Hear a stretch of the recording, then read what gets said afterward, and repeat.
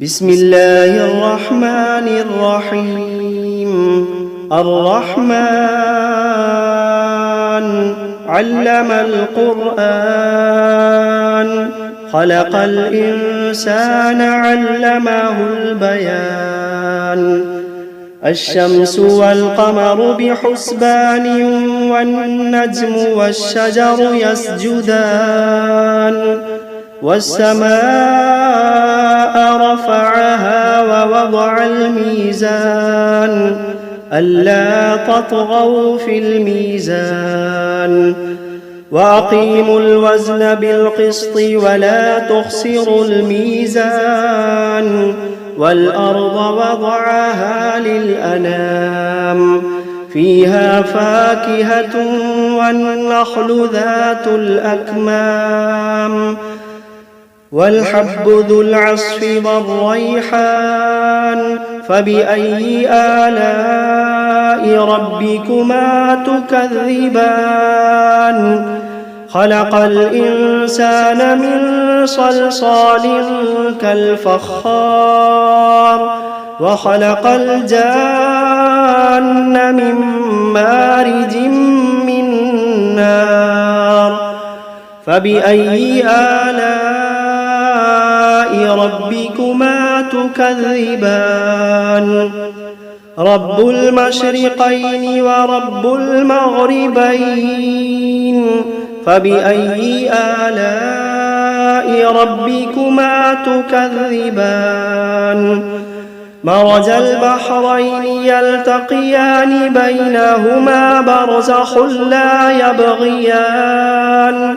فبأي آلاء ربكما تكذبان؟ يخرج منهما اللؤلؤ والمرجان. فبأي آلاء ربكما تكذبان؟ وله الجوار المنشآت في البحر كالأعلام.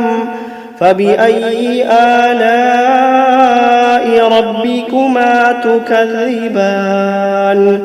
كل من عليها فان، ويبقى وجه ربك ذو الجلال والإكرام. فبأي آلاء ربكما تكذبان؟ يسأله من في السماوات والأرض كل يوم هو في شأن. فبأي آلاء ربكما تكذبان؟ سنفرغ لكم أيها الثقلان. فبأي آلاء ربكما تكذبان؟ يا معشر الجن والإنس إن استطعتم أن تنفذوا من أقطار السماوات والأرض فانفذوا، لا تنفذون إلا بسلطان. فبأي آلاء ربكما تكذبان؟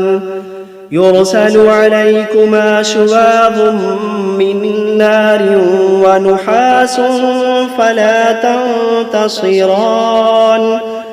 فبأي آلاء ربكما تكذبان؟ فإذا انشقت السماء فكانت وردة كالدهان. فبأي آلاء ربكما تكذبان؟ فيومئذ لا يسأل عن ذنبه إنس ولا جان. فبأي آلاء ربكما تكذبان؟ يعرف المجرمون بسيماهم فيؤخذ بالنواصي والأقدام. فبأي آلاء ربكما تكذبان؟ هذه جهنم التي يكذب بها المجرمون يطوفون بينها وبين حميم آن فبأي آلاء ربكما تكذبان ولمن خاف مقام ربه جنتان فبأي آلاء ربكما تكذبان ذواتا أفنان فبأي آلاء ربكما تكذبان فيهما عينان تجريان فبأي آلاء ربكما تكذبان فيهما من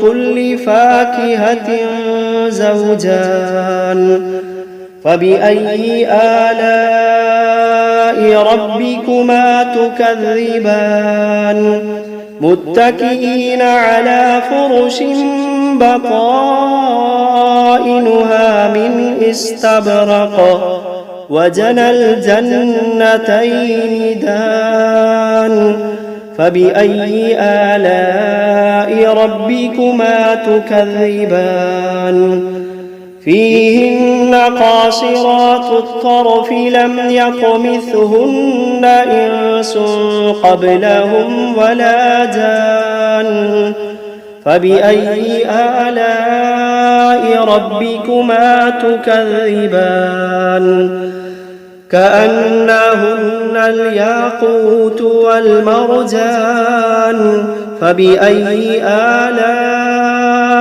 ربكما تكذبان هل جزاء الإحسان إلا الإحسان فبأي آلاء ربكما تكذبان ومن دونهما جنتان فبأي آلاء ربكما تكذبان مدهامتان فبأي آلاء ربكما تكذبان فيهما عينان نضاختان فبأي آلاء ربكما تكذبان فيهما فاكهة ونخل ورمان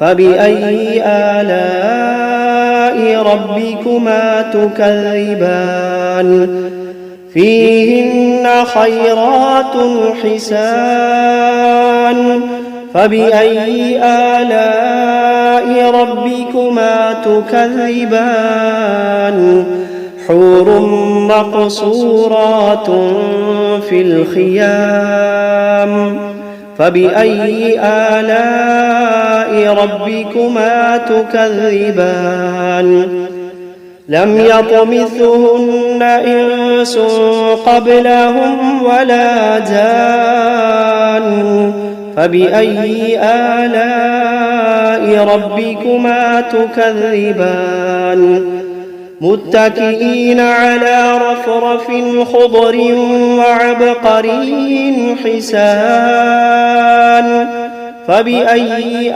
آلاء ربكما تكذبان تبارك اسم ربك ذي الجلال والإكرام بسم الله الرحمن الرحيم تبارك الذي بيده الملك وهو على كل شيء قدير الذي خلق الموت والحياة ليبلوكم أيكم أحسن عملا وهو العزيز الغفور الذي خلق 7 سماوات طباقا ما ترى في خلق الرحمن من تفاوت فارجع البصر هل ترى من فطور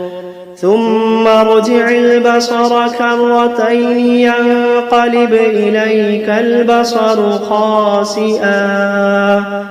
خاسئا وهو حسير ولقد زينا السماء الدنيا بمصابيح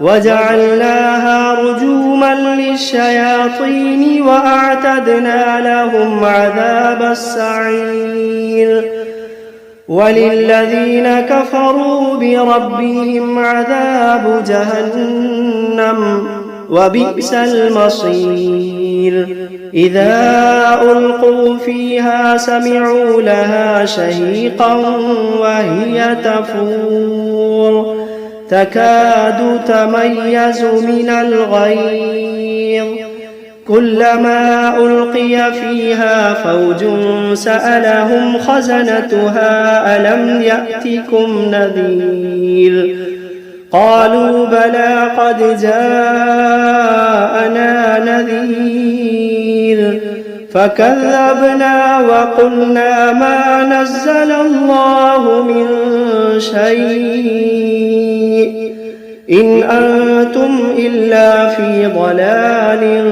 كبير وقالوا لو كنا نسمع أو نعقل ما كنا في أصحاب السعير فاعترفوا بذنبهم فسحقا لأصحاب السعير إن الذين يخشون ربهم بالغيب لهم مغفرة وأجر كبير وأسروا قولكم أو اجهروا به إنه عليم بذات الصدور ألا يعلم من خلق وهو اللطيف الخبير ألا يعلم من خلق وهو اللطيف الخبير هو الذي جعل لكم الأرض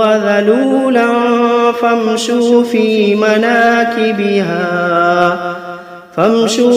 مناكبها وكلوا من رزقه وإليه النشور أأمنتم من في السماء أن يخسف بكم الأرض فإذا هي تمور أم أمنتم من في السماء أن يرسل عليكم حاصبا فستعلمون كيف نذير ولقد كذب الذين من قبلهم فكيف كان نكير أولم يروا إلى الطير فوقهم صافات ويقبضن ما يمسكوهن إلا الرحمن إنه بكل شيء بصير أمن هذا الذي هو جند لكم ينصركم من دون الرحمن إن الكافرون إلا في غرور أمن هذا الذي يرزقكم إن أمسك رزقه بل لجوا في عتب ونفور أفمن يمشي مكبا على وجهه أهدى أمن يمشي سويا على صراط مستقيم قل هو الذي أنشأكم وجعل لكم السمع والأبصار والأفئدة قليلا ما تشكرون قل هو الذي ذرأكم في الأرض وإليه تحشرون ويقولون متى هذا الوعد إن كنتم صادقين قل إنما العلم عند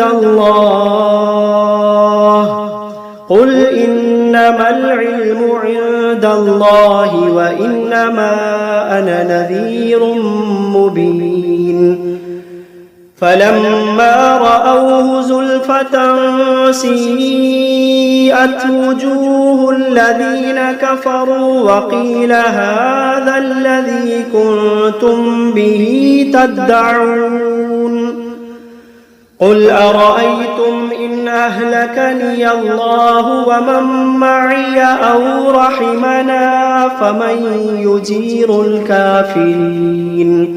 فمن يجير الكافرين من عذاب أليم قل هو الرحمن آمنا به وعليه توكلنا فستعلمون من هو في ضلال مبين قل أرأيتم إن أصبح ماؤكم غورا فمن يأتيكم بماء معين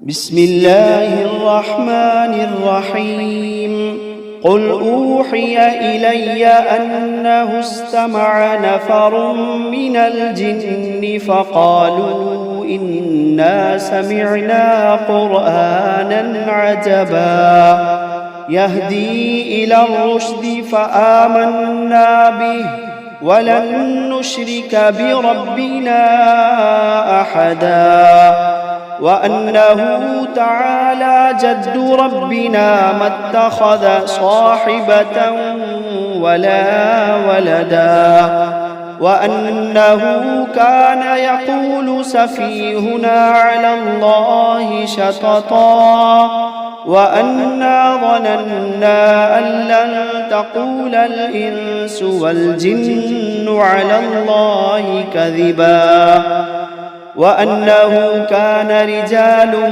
من الإنس يعوذون برجال من الجن فزادوهم رهقا وأنهم ظنوا كما ظننتم أن لن يبعث الله أحدا وأنا لمسنا السماء فوجدناها ملئت حرسا شديدا وشهبا وأنا كنا نقعد منها مقاعد للسمع فمن يستمع الآن يجد له شهابا رصدا وأنا لا ندري أشر أريد بمن في الأرض أم أراد بهم ربهم رشدا وأنا منا الصالحون ومنا دون ذلك كنا طرائق قددا وأنا ظننا أن لن نعجز الله في الأرض ولن نعجزه هربا وأنا لما سمعنا الهدى آمنا به فمن يؤمن بربه فلا يخاف بخسا ولا رهقا وأنا منا المسلمون ومنا القاسطون فمن أسلم فأولئك تحروا رشدا وأما القاسطون فكانوا لجهنم حطبا وأن لو استقاموا على الطريقة لأسقيناهم ماء غدقا لنفتنهم فيه ومن يعرض عن ذكر ربه يسلكه عذابا صعدا وأن المساجد لله فلا تدعوا مع الله أحدا وأنه لما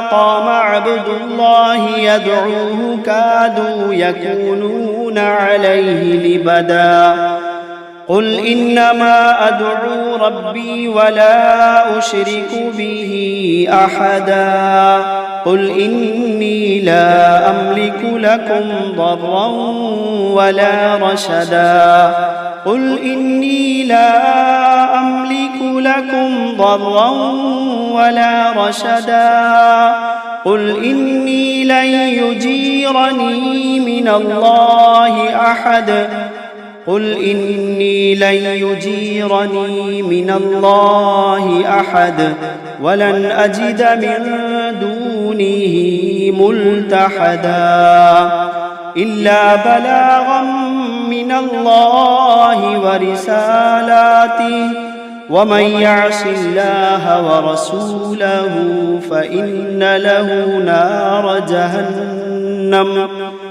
ومن يعص الله ورسوله فإن له نار جهنم خالدين فيها أبدا حتى إذا رأوا ما يوعدون فسيعلمون من أضعف ناصرا وأقل عددا قل إن أدري أقريب ما توعدون أم يجعل له ربي أمدا عالم الغيب فلا يظهر على غيبه أحدا إلا من ارتضى من رسول فإنه يسلك من بين يديه ومن خلفه رصدا ليعلم أن قد أبلغوا رسالات ربهم وأحاط بما لديهم